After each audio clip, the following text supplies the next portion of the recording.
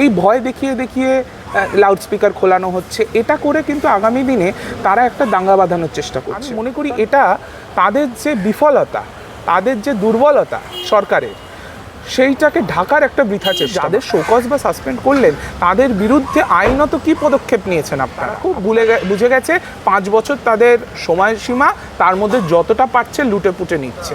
এইটাই আজকে বিজেপি সরকারের 3 মাসের পূর্ণ হলো, তার মধ্যেই বিভিন্ন দিক থেকে বিভিন্ন বিজেপি কর্মীদের তোলাবাজির অভিযোগ আসছে। কিছু কর্মীকে তারা সাসপেন্ডও করেছেন। শ্রমিক ভট্টাচার্য, শুভেন্দু অধিকারী, দিলীপ ঘোষ, এরা মিডিয়ার সামনে বারবারই বলছে আমরা এটা বরদাস্ত করবো না, যারা অভিযুক্ত তাদেরকে শাস্তি হবে, কিন্তু কোনো রকমে তো জমছে না, উল্টারও বাড়ছে। হ্যাঁ, বাড়বে তো, কারণ বিজেপি এমন একটা দল যেখানে যে কেউ ঢুকে যেতে পারে।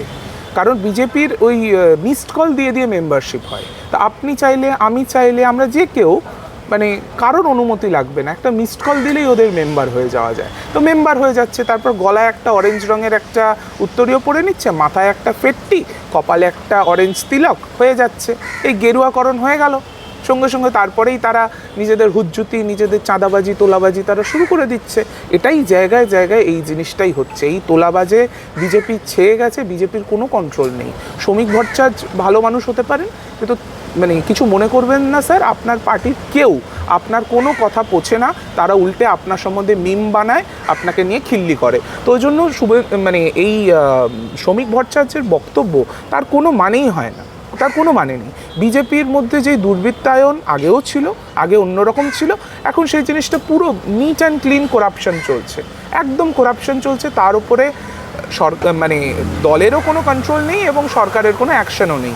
তো যদি আপনি বলুন যে কেউ যদি দুর্নীতি করে, তারা যদি কয়েকজনকে চিহ্নিত করেছে, কথায় কথায় শুনি নাকি 300 জনকে নাকি শোকজ করেছে, সাসপেন্ড করেছে, তো যাদের শোকজ বা সাসপেন্ড করলেন তাদের বিরুদ্ধে আইনত কি পদক্ষেপ নিয়েছেন আপনারা? আপনারা যদি একটা শাসক দল হন, তাহলে আপনারা আপনাদের দলের তোলাবাজদের তাদেরকে সাসপেন্ড করে তার মানে দায় ঝেড়ে ফেলছেন। তাদের এগেনস্টে আপনারা কোনো অ্যাকশন নেবেন না, কোনো পুলিশি অ্যাকশন হবে না, অ্যাডমিনিস্ট্রেটিভ অ্যাকশন হবে না, লিগাল অ্যাকশন হবে না। তো এই জায়গাটা থেকে বোঝাচ্ছে যে তারা কতটা নন সিরিয়াস অ্যাবাউট অল দিস। তারাও বলছে লুটে পুটে খাওয়া মা, কারণ মানে এই একটাই টার্ম তাদের। তারা খুব বুঝে গেছে 5 বছর তাদের সময়সীমা, তার মধ্যে যতটা পারছে লুটে পুটে নিচ্ছে। এইটাই আজকে বিজেপির। তারা বলতে চাইছেন 4 তারিখের পরে যারা হঠাৎ বিজেপি হয়েছে, অর্থাৎ যারা তৃণমূল থেকে বিজেপিতে গিয়েছে, তারাই এই কর্মকাণ্ডের সাথে যুক্ত। তো তার মানে তারা নিয়েছেন। তারা একদিকে বলেন যে না, কাউকে নেওয়া হবে না, কেউ বিজেপিতে নাকি আসেনি, শুধুমাত্র এই বালিচোর, গরুচোর, প্রকাশ চিকবাড়িক আর কয়েকজন রাজ্যসভা এমপিকে নিয়েছে, এটা বিজেপির অফিসিয়াল স্ট্যান্ড। কিন্তু আবার মানে শ্রমিক ভট্টাচার্য আবার বলছে ওই 4 ঘন্টার বিজেপি। 4 ঘন্টার বিজেপি যদি হয়, তার মানে তারা বিজেপি, আপনি স্বীকার করছেন তারা বিজেপি। তো তার মানে আপনাদের পার্টিতে নিয়েছেন, আপনার পার্টির কোনো রকমের স্টেশনারি, কোনো রকমের লেজিটিমেসি সেটা তারা ব্যবহার করছে। আপনাদের এই যে অরেঞ্জ পতাকা পরে যে কেউ আজকে বিজেপি দাবি করছে, সেটা তো আমরা দেখছি। তো তার মানে দুর্বৃত্তায়ন আপনার দলে শুরু হয়ে গেছে, সেটার ওপরে আপনার কোনো রকমের নিয়ন্ত্রণ নেই, আপনি কিছুই করতে পারছেন না। আপনি এসে কিছু ভাষণ দিচ্ছেন, টিভির সামনে ভালো ভালো ভাষণ দিচ্ছেন, আর সরকারের কোনো অ্যাকশন নেই। সরকার নাকি কাউকেই চিনতে পারছে না। কালকেও শ্রমিক ভট্টাচার্য বলেছেন, যখন প্রাক্তন মুখ্যমন্ত্রীর উপর হামলা হয়েছে, বলেছে দূর দূরান্ত অবধি বিজেপির কারোর সাথে কোনো সম্পর্ক নেই। তাইলে যারা আমরা যেই নেতাগুলোকে দেখিয়েছি, আপনাদের আমরা ছবি পাঠিয়ে দেবো, সেই নেতাগুলো তাহলে কারা? তারা তো বিজেপির নেতা, তাদের সাথে অর্জুন সিংয়ের ছবি রয়েছে, তারা পদাধিকারী, এবং তাদের নেতৃত্বে কালকে মমতা ব্যানার্জির উপরে এই অ্যাটাকটা হয়েছে এবং সারা বিশ্ব এটা নিয়ে ধিক্কার জানিয়েছে। এটা আপনাকে বলছি, মমতা ব্যানার্জি একজন ছোট কোনো, ইনি পাড়ার পাঁচু নন, তিনি মমতা ব্যানার্জি। তাকে আপনারা যতই ছোট করার চেষ্টা করুন, আজকের দিনেও পশ্চিমবাংলার সিনিয়র মোস্ট এবং সবচেয়ে পপুলার নেত্রী হচ্ছেন মমতা ব্যানার্জি। তার মুখ দেখে বাংলার মানুষ 41% অফিসিয়ালি ভোট দিয়েছে। জিনিসটা আরও বেশি হতো, আপনারা সেটা চুরিচামারি করে জিতেছেন, সেটা আলাদা ব্যাপার। আজকের দিনেও she holds 41% of the popular mandate. এটা আপনারা ভুলে যান, আপনারা ভুলে যেতে পারেন, কিন্তু বাংলার মানুষ কিচ্ছু ভুলছে না। বাংলার মানুষ সমস্ত কিছু নোট ডাউন করে রাখছে এবং যথাসময়ে যথাযোগ্য জবাব এর আমরা দেব। দাদা, পরবর্তী প্রশ্নতে আসবো। রাজ্যের বিভিন্ন মসজিদের কর্তৃপক্ষদেরকে থানায় ডেকে পুলিশ তাদেরকে নাকি নির্দেশ দিচ্ছে মাইক খুলে নেওয়ার। একদম এই জিনিস কিন্তু লিখিত দেওয়া হচ্ছে না তাদেরকে। ঠিক, কিচ্ছু লিখিত তারা দিচ্ছেন না, তারা ডাকছেন, চা খাওয়াচ্ছেন, নিয়ে বলছেন যে আমাদের ওপর থেকে চাপ আছে, আপনাদের মসজিদের ওপর থেকে লাউডস্পিকার খুলে নিতে হবে।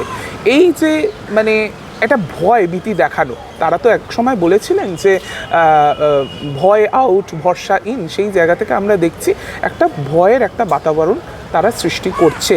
এই ভয় দেখিয়ে দেখিয়ে লাউডস্পিকার খোলানো হচ্ছে, এটা করে কিন্তু আগামী দিনে তারা একটা দাঙ্গা বাঁধানোর চেষ্টা করছে।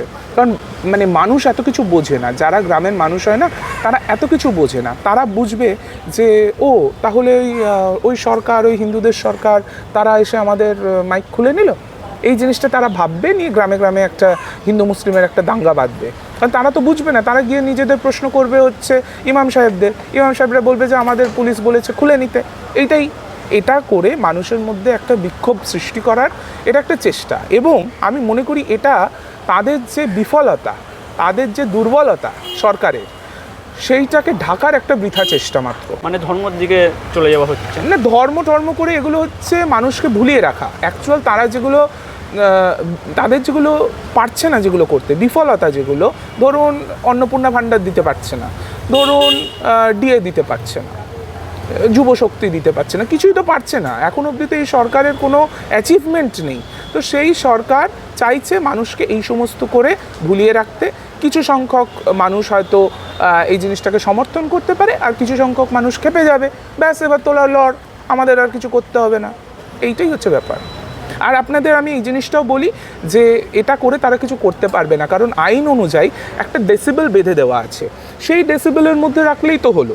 বিষয়টা যদি আমাদের হয় নয়েজ পলিউশনকে কন্ট্রোল করা, তো তাহলে আমাদের বলতে হবে যে আপনারা ভলিউমটা কমান, ভলিউমটা আপনাদের 65 ডেসিবেলের মধ্যে রাখলেই তো হলো। তো তাহলেই ব্যাপারটা মিটে যায়। এখানে লাউডস্পিকার খোলার তো কোনো নির্দেশ নেই, এবং আপনারা একটা লিখিত দিতে পারছেন না। কারণ আপনারা জানেন যে মাত্র আপনারা লিখিত দেবেন, সঙ্গে সঙ্গে সেই জিনিসটা কোর্টে চ্যালেঞ্জড হবে, কোর্টে একটা জনস্বার্থ মামলা দায়ের হবে।